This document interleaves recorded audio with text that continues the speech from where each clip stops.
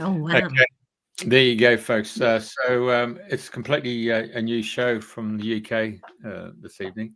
You've probably been watching the show and you realise now that our good friend Andrena, and well, she's a good friend of mine as well, uh, after 4 and a bit years doing the show, and she gave us notice that she wanted to explore new opportunities. It was really heartfelt, to be perfectly honest. And the consequences of such is that sometimes you have to go and ask to manifest a car park. And if you follow that principles, you can secure the help and assistance of the universe. And so as a consequence, within a week, it was just how it manifested. We had a lady from New South Wales who put her hand up, and so we have an Australian show that now on Monday nights. And then, lo and behold, on a Wednesday morning our time, which is Tuesday night in Florida, another lady called Elise. But needless to say, we've got this tonight's show. We've got Priti. So without further ado, what I wanted to do is bring her on, because last week when we did the handover, she was in Glastonbury and the reception was pretty poor, and she kept dropping in and out. So we decided that today we'd just do an introduction and bring up to speed, so we all got to know who Priti is. And so here we go. Let's get to know Priti. Who is she? How did she get to the name Priti? So, well, I'm going to say it's good morning to you in the UK. So, good morning. Good morning. Good morning. Yes, you're right. It's just gone 9 o'clock and the sky is nice and blue outside. It's a nice crisp day. And the English do like to talk about the weather. Apparently they do. So, okay, so let's start from the very beginning, because you approached us only because you came on the show about the 9th of October from memory, and you came in to do a show because previously to that, you're a great helper and assistance for a guy called Michelangelo, who's an Italian guy who talked about natural health, and you're behind the scenes getting all the internet ready and all his programming and stuff like that. And then you came on and do the show about natural recipes for healthy living. And so you came on, and then lo and behold, you rang me up, and it was a Monday morning my time, which was midnight your time. Mm-hmm. And I don't want to put words in your mouth. I'll let you carry the conversation. Well, I just said that Michelangelo had done 3 previous podcasts with you, or live streams, and I had taken it a step further to do the recipes that were associated with the yes foods and no foods of the natural life system that he advocates. I have been Michelangelo's student for 24 years now, and 24 years ago, I was not in the same condition that I'm in right now. So from that, I've become an advocate for the system and natural life simply because of my own lived experiences. So having had those broadcasts with you, and a momentum had built up with Michelangelo, I came on and did the recipes, which is the practicalities of living every day with yes foods and no foods. And we were so pleased with the responses that we'd been getting from people having listened to your show and asked questions, that I rang you up to say, here we are, we're offering our support further. And then you picked up the ball, and wasn't never expecting that I'd be here today saying, hello, how can we help? True. So 3 different individuals, all different parts of the world, all got great different skills. That's not this, and I've got to say, the walk in the footsteps of Andrena is just a remarkable feat in itself. Everybody understands that meet and greet and get to know people first up, that takes a very special individual. So I give my thanks to Andrena, but also applaud you for stepping up and saying, hey, Jeff, can we help you in any way? And it just felt natural that all of a sudden we've got an Australian show per se and an American show. And what was really amazing, that the figures show that a lot of people from America watch the show after we broadcast. You know, they don't come on at 1 o'clock or 5 o'clock in the morning. It's in their normal sleeping, normal waking time, I should say. And so here it was. I thought this is going to be unbelievable if we have 3 shows a week with 3 different places of the world. We're actually showing people that we all have the same ideals and wishes of life. So why not share it? So look, I really appreciate you stepping up. So, but people need to know that your background was actually in engineering. So, and you got 2. It was, yes. You got Well, 2. when I was at school, I studied electronics, which was quite unusual in the 70s. And I happened to be the only girl in an electronics class. But I quite liked it and I was very good at it. And I was always getting good marks, which was a nice tick in the right box. And at some point, there came a time when, you know, what are you going to do when you leave school? And really, I was to do A levels and follow that path. But I went and had my careers interview, and lo, they gave me a list of places to write to because I was doing electronics, and there weren't many women doing that at the time. In fact, there wasn't anyone in my school except me. That's good. And I wrote to a few places and got an interview.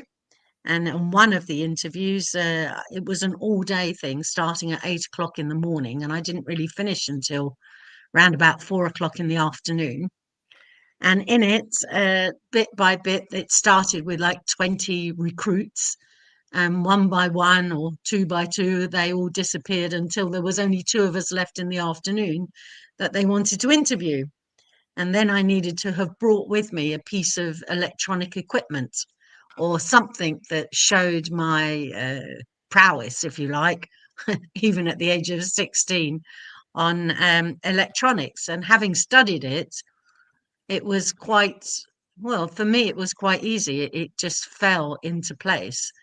And it was a little electronic device where you pushed a button and it came up with a red light or a green light, and it was a go, no go, or heads, tails. So it was a little electronic heads and tails, you know, flip a coin and see which one it comes out at. And little did I know that the place that I was doing an interview for was all about servicing and calibration, and it was all about standards back to the National Physicals Laboratory.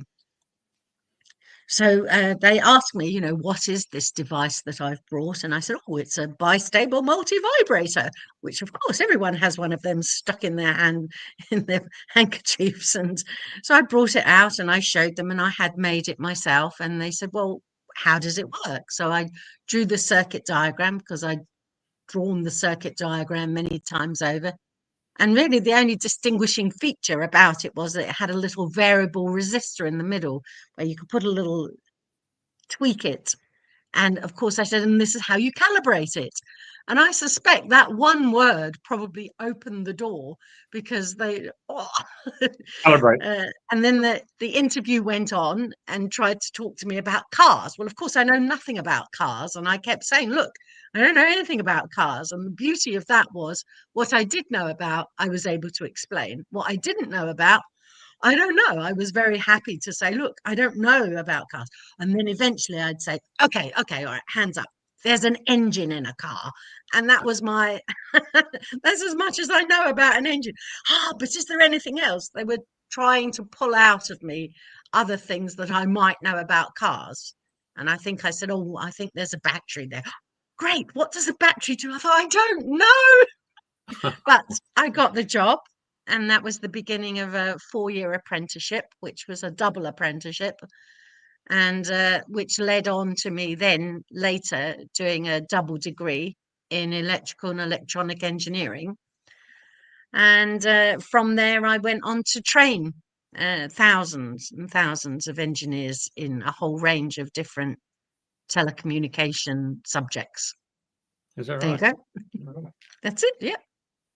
So when we talk about the UK, you're currently based. Yes. You're currently based in Halfway between London and Brighton. right down here. Yeah. Yeah. Okay.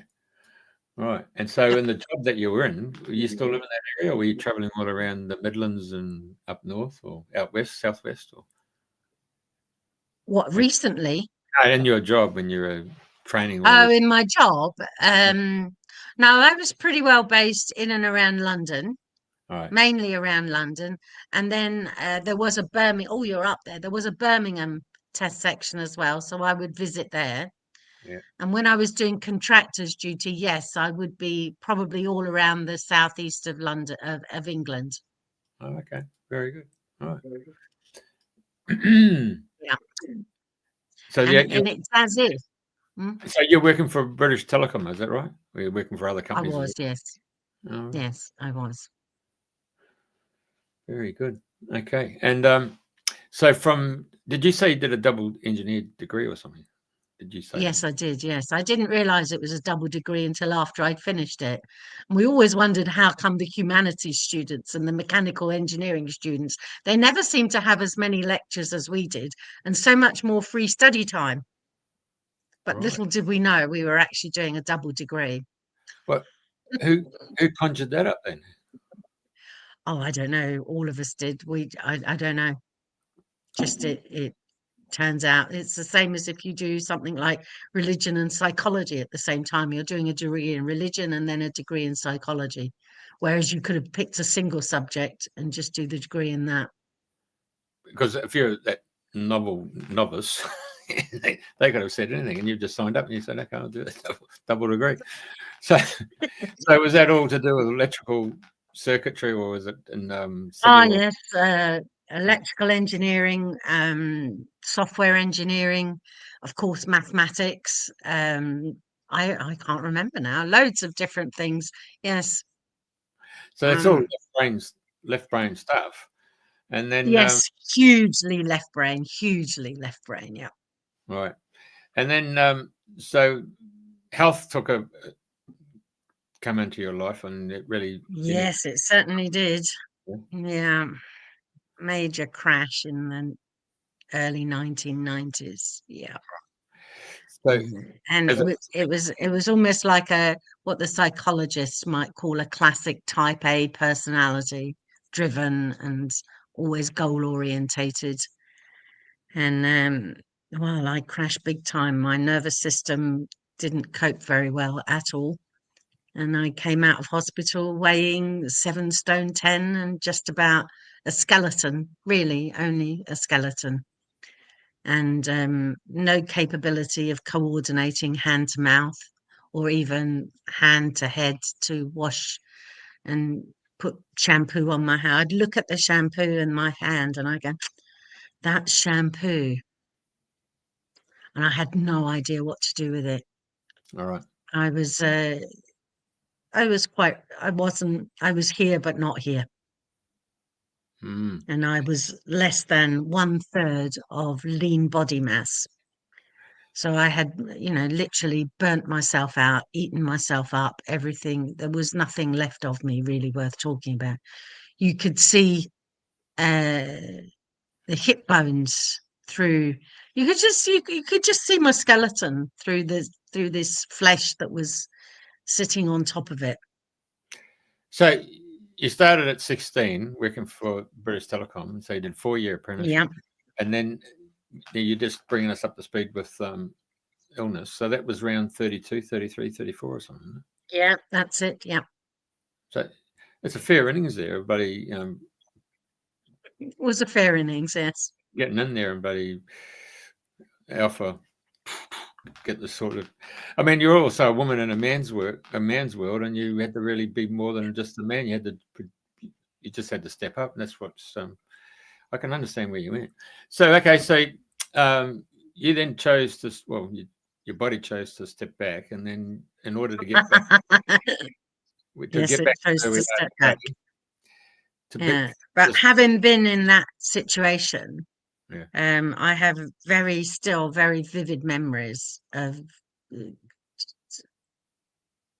laying on the couch, not being able to do anything, go anywhere, couldn't coordinate anything. right. So, yeah, hugely debilitating. So that gives you a lot of empathy for the people who are coming through that part of life and the career path. So now at 32, 33, 34, you then Yeah. made a decision to go to India. Is that correct? No, no, no, no. The decision to go to India was quite some time later because being hugely analytical, there was a lady I met. Her name was Brenda Coverdale. She was the founder of a school called Nature Care. And really, the allopathic world didn't have anything to offer me. I was, in their words, severe, enduring, and incurable. So I didn't have any prospects at all, and health wise.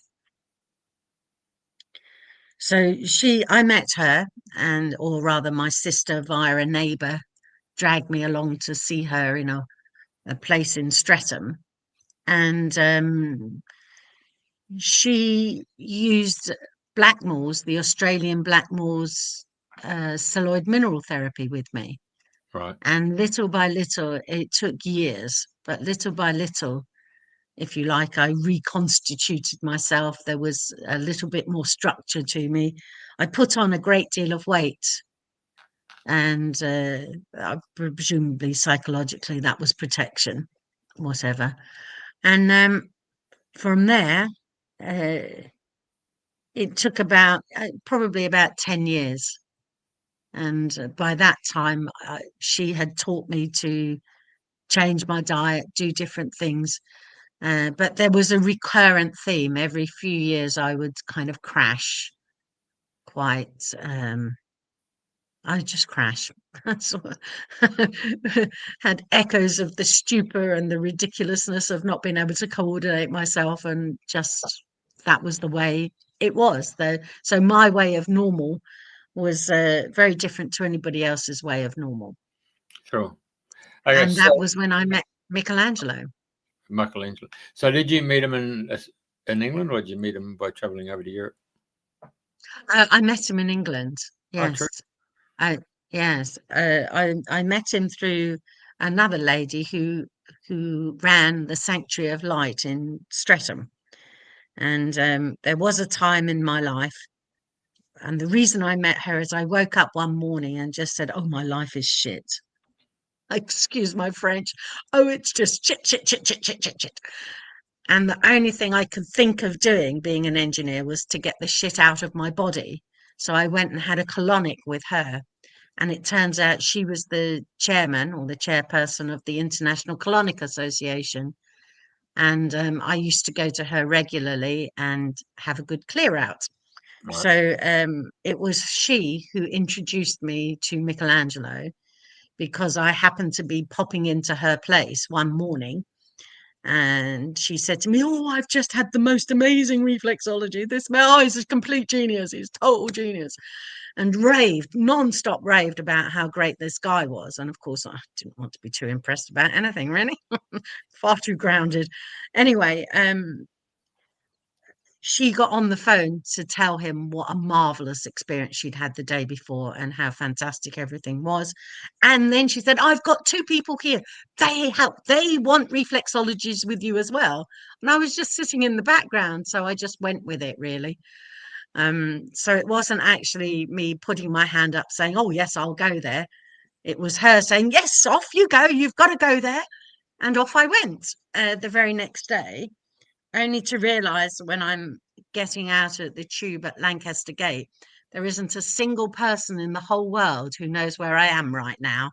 And I'm heading to a hotel to meet a man to have a reflexology that I've never met before. And of course, the little wheels of industry start turning. But thankfully, when I got to the hotel, the receptionist knew who he was and went, "Oh, thank goodness, I might get out of this alive." And lo, that was the beginning of a new teacher, a new huge chapter in my life that has been inordinately beneficial. Yeah. He gave me a card that said yes foods and no foods, and thrust it to me and said, "Do this 6 months, no discussion." And I'm such an obedient, compliant person. I did exactly as he said, and bit by bit by bit, the vitality came back, and part of me was quite scared of it because I didn't even know what was happening to me. I'd wake up in the morning and I wasn't exhausted, which was a phenomenal achievement. So, and throughout all of it, one step at a time, year by year by year, I recovered little by little. And I still work within my own limitations. For instance, I have a terrible, terrible time trying to plan anything. So I think it's a bit of a miracle that we're both here together, that we've actually fixed a time and I've mustered it, because normally I just go with the flow, and I really genuinely have terrible, terrible trouble trying to plan anything. But nonetheless, I persevere and I try. And here we are. Gotcha.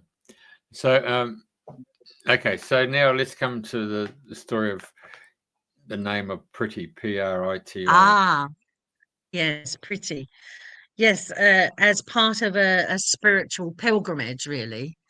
We went, the group of people that were following the natural life system, and Michelangelo had a huge connection with the world leader of Babaji devotees. His name was Muni Raj, and he was in India.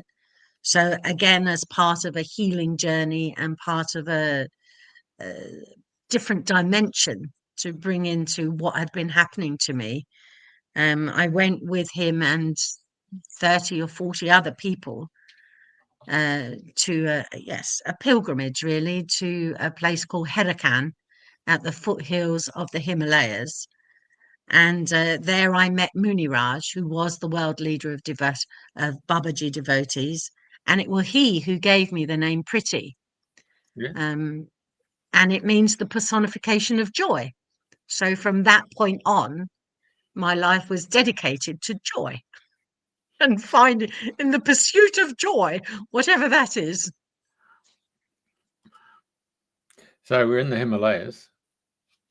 Oh gosh, yeah, there's Oh, Nepal. Oh, wow. It's a place called Herakan, and the nearest town is Haldwani. See if you can find Haldwani. how do you spell Wow. that? Haldwaw. Oh, there it is. I saw it at Haldwani. And Muni Raj lived in Haldwani. So he went to his house. It was an incredible privilege, really. And we did pranam and bow to it. Oh, wow, look. Oh, yes, you can see all the mountains in the background there. Yeah, yeah. Yeah. He's and it's where the three tributaries meet to form the Ganges River. And the Oh, water there is incredibly clear. Is marvelous. Most people who think of the River Ganges, they think of it as muck and, silt and everything that's ugh. But at this point, Haldwani, rather Herakan, where, yeah, look at those. Yeah. Ah, there's the ashram. You've got a picture of the ashram now. what is that? The ashram? That's Yeah. well, it looks very like it. Oh, okay. Yep. Ah, that looks more like. Yeah. Ah, yeah. There's a picture there that I use a lot, which is called the Satikund. Oh, look, fantastic. You can see that's, yeah. See if you can find a picture of the Satikund, which is smack in the middle of the River Ganges. And every single year, the monsoons come down and they pass it. And this tree is Yeah. said to have been planted before time. And that if this tree were to ever go, it would be the end of civilization and the end of humanity as we know it. Right. Yeah. Satikund. Now I think I'll get out of that. Yeah. So it's quite something. And How do you spell that? it's S what? Satikund. Yeah. K. A. Yeah. K-A-N-D. Okay. Maze. It might have an A at the end as well. Satikunda. No, I might have got that right. S-A-T-I-K-A-N-D, yeah? Let me see. Sati. I-K-A-N-D. S-A-T-I-K-U-N-D-A. I-K-U-N. Satikunda. There, I've put it in the chat. Let's see if you come up. I've got a picture somewhere. All right, okay.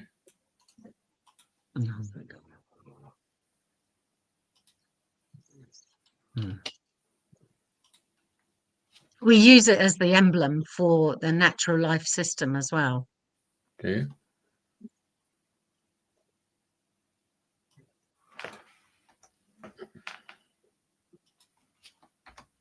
And it's a tree, yeah?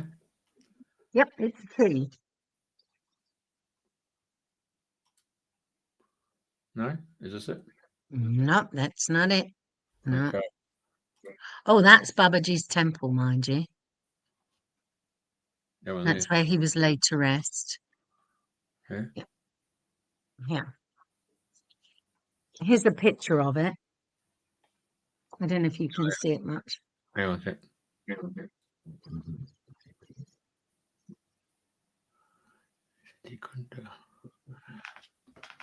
Yeah, I think I'll write it down and I'll write it down and get it. Just Okay. put it up again. There it is. S-A-T-I-K-U-N-D H-A-I. It's a sacred tree in the valley of Herakandi, absorbing the conflagrations of the world. Yeah. This tree, according to mythology, was planted by Sati, Shiva's wife, at the beginning of time. It protects the world as a pure, self-sacrificing being. Right. H-A. Pretty cool, right? Yeah.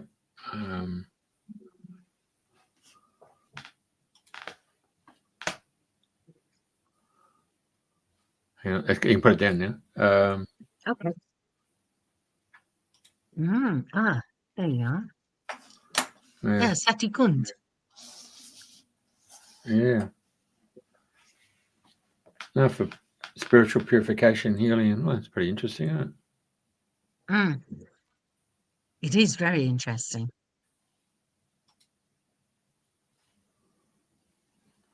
No. Oh. And there, what you see is the river Ganges with no water in it at all. It's just the riverbed on the picture I showed you. But then when the monsoon comes, it's yeah. All right. I just can't get that tree. I wouldn't mind getting that tree coming up. Sate Kunda. Yeah. Okay. Keep going. I will. Okay, so you're talking. You say you went there. How long did you spend over there then? Well, I've done a number of trips there. Yeah. For again,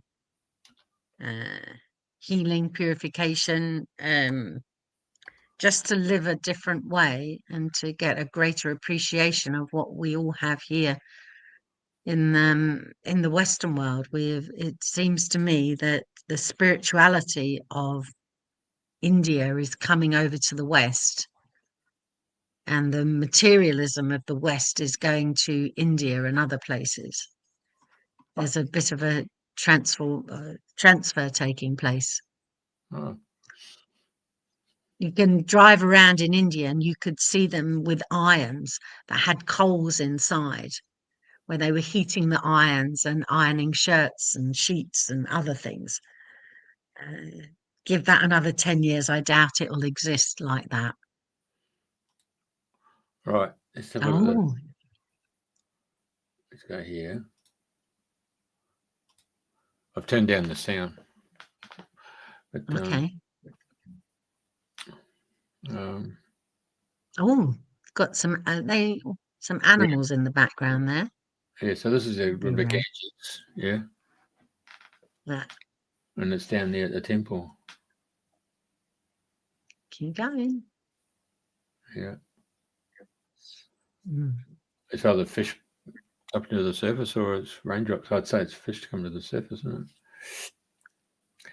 View of the Looks human. more like fish, doesn't it? Yeah. I'm looking Yeah. for there's the tree there. There is. Oh my goodness, it's marvelous. Yeah. Yes. I'll hold it. Okay, so the story is that Sati is, was it, did you say it was the wife of Satikund. Yeah, the wife of Shiva. Shiva? Okay, Sati. very good. Shiva being one of the great lords. Yeah. Shiva, Brahma, and Krishna. He's the Lord of Silence. Okay. Right. Thank you very much for bearing with us on that one. That was really good, eh? So you spent some time there, and so you got that spiritual perspective as well. Yeah. So you spent some time there, then you've been going back and forth there. So the next question really would relate to the was it more of the spiritual pilgrimage for the healing of the mental and emotional body, or that come through Completely. it was. Yeah. And Yeah. did you do? I mean, primarily it was driven by that Oh, because there was, of course, being very analytical, what happened to me? Constantly this question, what happened? How did it happen? Why did it happen? yeah, all right. Okay. So, did you get your answers in that regard? I think it's a never-ending quest, really, Right. now. But I've become more at peace with the way I am and who I am and ancestors, everything, Right. just to be at peace within myself. And certainly when I first started doing the natural life system, I had a very chaotic inner life. And I understand that. So I know that it's jolly jumper was going on inside, no doubt. Couldn't keep focus, couldn't keep on anything. But these days I'm more at peace with myself. I suspect there's more to go as well. Sure. So bring me up to speed, Babaji. I've heard that name before. What was his role Yeah. in the spiritual world of? Well, Is it a yogi? Babaji is referred to as the teacher's teacher. He is the angel of the Lord in the Bible. And me having been a trainer and was teaching trainers, there was a natural empathy and a natural synchronicity for me with Babaji, and it just fell into place. Is this the guy here? Yeah, that's the older one, yes, but yeah, Mavatar Babaji, yes. Oh, okay. There's one behind me here. You see this picture? Oh, yeah. Okay. Yep. He's a younger looking dude. That's the more, and what's beautiful about that is, he passed on the 14th of February, 1984. Oh, true. And in 1984, Torval and Dean in England, Yeah. they were in Sarajevo and they scored perfect sixes. And to think of a pair dance ice skating couple that were scoring perfect sixes, and they came from England, and we have no history of ice skating. You would have expect someone from the Europeans, the Russians that are, skate. It's part of their natural culture. And there it was, Torval and Dean scoring perfect sixes on the day Babaji left his body and transcended into another dimension. And that to me indicates that anything is possible anytime, anywhere in the world. There is nothing that is impossible, because it seems like an incredible achievement. Well, it was enormous. The ice dance bolero is still talked about now. It was an incredible feat, an accomplishment on their part to break the rules and stay within the rules. It was perfect. Yeah, interesting. All right. So So you've been going back and forth there, and that's really more the working on the inner Paulina. Yes, the inner. And the Babaji. Am I got it right? Babaji was the guy who actually christened you and blessed you. No, it was Muni Raj. Muni Raj was the world leader of Babaji devotees. All right. Yeah. And that's up there in Nepal, yeah? Close to, yes. Heldwani. Heldwani, the place we've found before. Oh, very good. Yeah. Okay, and then and this is the temple, yeah? Babaji's. Yeah, that's Babaji's temple. Yeah. Right. Okay.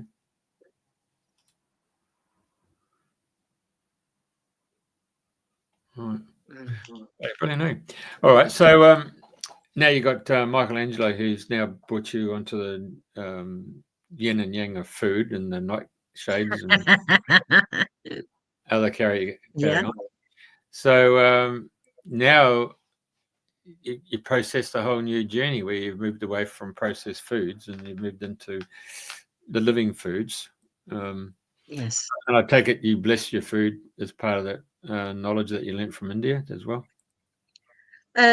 Yes, but part of the blessing is to stay present, to have mind and body unified, and to do the service of cooking, if I'm cooking for myself or cooking for other people, to be very present, and that's karma yoga. So there's a constancy, whatever I'm doing, as long as I'm fully present, then that in itself is an offering to the gods. Okay, very good. Right.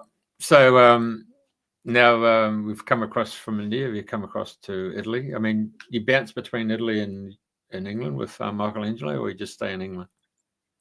Generally speaking, I stay in England. Right, and then you organise. And he bounces backwards and forwards. And so you organise all the events in the UK, yeah? Well, sort of, yes.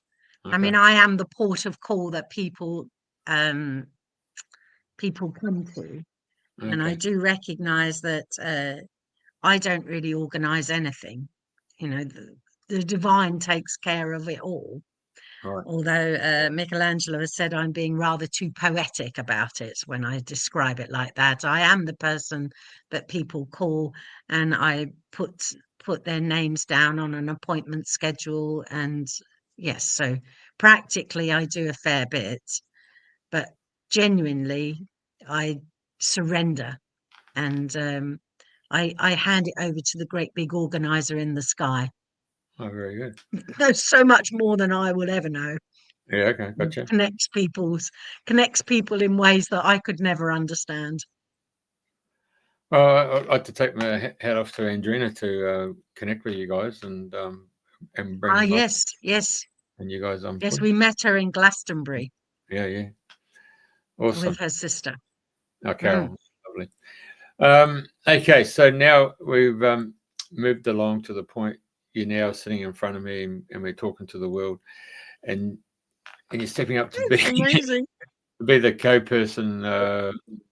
Well, one of three. So here we go. We've got Elise in the United States at Cape Canaveral. We've got yourself and Zoe down there in Mullumbimby. Mullumbimby is a bit like Glastonbury, well, that whole region there, Nimbin, Mullumbimby and Byron Bay. So so it's all about bringing the wealth of knowledge and the ability to bring out the dreams. So I'm looking forward to whoever and whatever comes across your path, and whether it's in the UK or Ireland or in Scandinavia or in Europe, even Canada. I think you mentioned, or Michelangelo mentioned he lived in Canada. So. Michelangelo he did an awful lot of his training in Canada, which was the first officially recognised government body that recognised natural healing.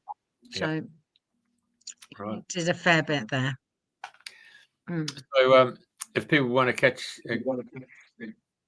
connect with you, they can just jump. We sit on an email for you, Priti at radiofm88.com.au. So fantastic. If people wish to reach out, they can go to the website radiofm88.com.au and they can click co-host, and it's got a little bio there. Yeah. So yeah, looking forward to it. And Yeah, I love the connection between the Northern Hemisphere and the Southern Hemisphere. I just think it's quite remarkable. I have family in Australia. I lived in Australia for a few years, and I still have incredibly beautiful memories of being there. And of course, in many ways, it was Australia that came to the rescue at the point in which I was introduced to Blackmore's celluloid mineral therapy. okay, Uh, So I'm very, very fond of Australia true. and very fond memories. Yeah. So when you go to Blackmore's, which is natural supplements, so would you say that one of the healing modalities is making sure that you got your chemical balance right? Um, I don't know. I don't know enough about that, but what I do know, the theory behind the celluloid mineral therapy is that if you were to burn a body and get rid of all the organic material, you'd be left with 12 piles of inorganic material. If you like, the salt of the earth. You as a being would be the salt of the earth, and these would be the salts that would make you up. And of those 12 piles, there may be a little pile at the end, which is trace minerals. And of those 12, there's probably 9 that you need to get in balance. That the theory behind it is that any disease is a combination of deficiencies in 1 or 2 or 3 or 4 or 5 of these particular minerals: potassium phosphate, potassium chloride, potassium sulfate, and then 3 of the calciums, iron phosphate, magnesium phosphate. So a whole, maybe about 9 of them or thereabouts, and some extreme ones that you might use as well. Sodium chloride would be one of them. So you just do a mix and match on that, and you can tell through people's signs and symptoms, their nails, the eyes, the skin, a whole range of different symptoms that they'd be experiencing, as to which one is the appropriate ones to go for. And they came from, I think it was a German guy, Schussler's tissue salts. And again, there's companies that do those as well. And you get mix and matches of those specific to the individual. Oh, sure. And in Okay. my case, I was completely phosphate deficient. So I had calcium phosphate, iron phosphate, magnesium phosphate, and potassium phosphate was the original. Of course, I didn't know that at the time. I was too completely not here to understand that. But anything that really helped me, I wanted to know as much about it as I possibly could. It sounds like As years went by. It sounds like you're running on adrenals. Yes, yes, yep. Yeah. Well observed. I didn't know that at the time. I was just crashing. Yeah. Okay. So all those phosphates that you talked about, is that supplements through Blackmore's, or is that now through? That was Blackmore's, yeah. Yeah. Right. Yeah. Okay. And then there came a point in time, just before I met Michelangelo, that I realized I was swapping one set of pills for another set of pills. And that was when Michelangelo entered Mm. the theatre of my life, and was doing it through foods and just Yeah. foods. Very good. And of course, cooking as well gives you that. Well, what's another pastime or interest, hobby? It's Yeah. it's a great joy. It's a huge joy in my life. Yeah. Non-stop cooking and um, always producing something that's never been on the planet ever before, and a non-stop and never-ending story of finding new ingredients and ways in which companies are now looking seriously at plant-based foods. And having come from a very traditional Catholic Irish background, which was meat and vegetables and potatoes, and Oh, yeah. it is a complete revolution. I'm hearing you. Right. So somebody wants to get hold of you. Yeah. Yeah. What would sort of, what subject material would you be interested in, or more importantly, are you a blank canvas, completely big screen? You're a Banksy. Pretty much. You're a big Banksy waiting to be published. Printed out. Yeah. Well, I've just finished this morning. I've just finished a book of poetry that I've written. I've started writing over the years. The first poem I ever wrote was with my eldest son, 1 week after the youngest son was born. And little did I know then that the poet within me would have been born. And I find poetry a little, well, cathartic, really, in so much that when a chapter in my life is closed, a poem will come. So I never sit down and work out whether or not I need to write a poem. I can't do that. I just suddenly these words come in and there's a rhythm to them. Gotcha. And lo, out comes a poem after 2 or 3 days, and there it is, all finished and pristine. And I've put them all together. There's a poemhunter.com has got a few of my poems on there, and I've just finished writing this last version of Poetry and Beyond. So I put a collection of things that have helped me over the years come to greater self-acceptance. And I adored Women Who Run with the Wolves. It was a book by Clarissa Pinkola Estes, and she did little bits of fairy tales, and then huge amounts of analysis of it. And of course, my engineering and analytical side of me loved it. And I read that book cover to cover. So that had a great influence on me, along with many other things.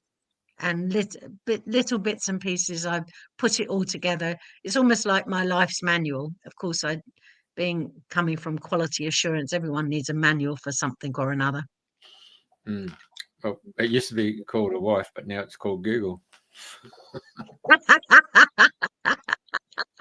ChatGPT. I use ChatGPT all the time, and I've got another guy up and he uses DeepSeek for. Oh, bloody amazing, isn't it? Okay, so basically, it's been 46 minutes of pure joy listening to you. Of course, Priti is joy. Oh, thank you.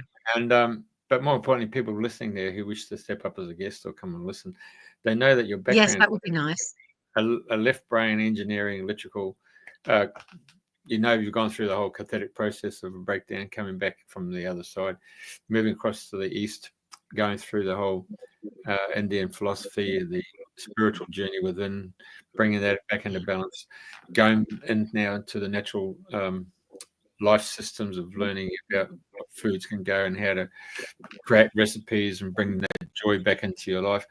And then you've talked about your poetry. So if anyone steps up, I mean, they realize there that you're not going to poo-poo them because you've just had this, process of life experience through the University of Life, that they can come on board and you can just listen and really extract the story from them and bring it to the table. You'd be the chief cook there, bringing it to the table like that. I'll be the head chef, just as you've done this morning. I didn't know what we were going to be talking about today, but you've beautifully navigated through a fair bit of my life and brought it very succinctly together. Yes, but you've also had a gentleman, or you've had someone there on your left shoulder and you looked up to him. Every now and again. Yeah, I got it. I saw it. Yeah. Now, for those people who are watching, the screenshot there is a very favourite place of mine in the UK. And anyone familiar with Somerset, this is actually on the Somerset levels. And in the distance there, you go just over to the left of is Glastonbury itself. So in the old days, used to be Glastonbury Port, and the tidal differences in that part of the Bristol Channel coming up there, it's quite that 36 feet. It's quite deep. That's why the container ships and the ro-ro ships go to Bristol. They go to Parbury Docks and Avemouth, and they've got locks to keep the ship from actually sitting on the bottom of the harbour. So it used to be, the ships used to come in and they used to trade at Glastonbury port, and of course there is a story there with Joseph of Arimathea coming there and trading and putting the hawthorn tree into the Wherry Hill, and of course the tree came forth, and some dude there, or dudes, but he cut it down there and they put a new one up, but there was a cutting put into the Glastonbury Abbey. So so Somerset, it's all peat, and a lot of dairy farming is carried out there, grazing and stuff, and it's but they had some big floods there. There's 2 river systems there, and it was just horrendous, but hopefully it'll come back. It's quite a nice part of the world. It's always part of the world called Avalon in the old days. So we expect to get a bit of a travel log every time we have you on board there. Well, what would you like to be called? Great. What would you like to be called? Priti. Yeah, Priti is good. Okay. Yeah. Well, I think it's nice that we all go for looking for the joy in life, and if people call me Priti, hopefully we'll reflect each other's joys. Yeah. So we'll expect some photographs of Brighton Beach, Hove, Eastbourne with the tennises and all that stuff. I'm sure we'll get some photos down there. Anyway, without further ado, I really appreciate you coming on, and give my regards to Michelangelo, your shadow there. Yeah. There's no hiding a shadow when you've got such an open heart. Yeah. It's like they say, there isn't a shadow at 12 o'clock in the middle of the day, is there? Oh, for sure. Okay, love your work, and we look forward to thank you. Continue on. So we'll go to I don't know, the 18th or something of December, whatever that week is, and then we'll have a few weeks off. I know that Andrena used to like coming straight back on because of the cold, and you have to get the gritters out, and so it's nice to have some communication with the world. You're in London, you probably don't get the snow and the sleet, and you don't get the gritters. Oh, we were 3 degrees last night. 3 degrees, and it was piercingly cold, and you knew the snow was coming. It's that temperature where it's bitterly cold. It's much better to be -4 than it is to be +4, +3. Oh, it's wicked. I won't tell you our temperature then. Well, it's been a complete delight talking to you, and thank you very, very much. All right. And we'll see you next week with a bit of luck and a fair wind, and who knows what the universe is going to bring us. That's how I step back and surrender now. That's how it works. Okay, love you. Very good. Okay. Thank you very much. Bye-bye. Bye.